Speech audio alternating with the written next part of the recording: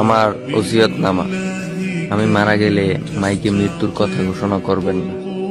আমার মৃত্যুর সংবাদ শুনে পড়ুন, ইন্না লিল্লাহি ওয়া ইন্না ইলাইহি রাজিউন।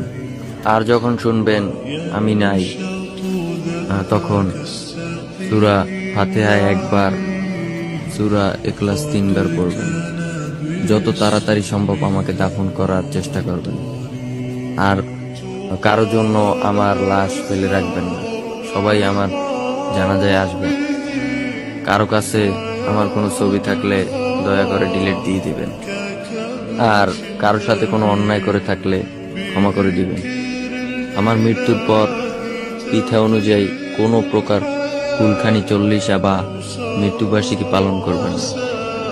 ঋণ থাকলে পরিশোধ ও আমার জন্য বেশি বেশি দান সদকা করবেন। আমার জন্য কেউ যেন উচ্চ আওয়াজে না কাঁদে।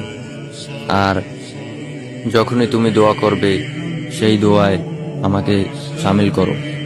আমার মৃত্যুর পর যদি কখনো আমার প্রোফাইলে আসেন তাহলে আমার নাজাতের জন্য একটু দোয়া করবেন। অতঃপর আইডিতে ব্লক দিবেন।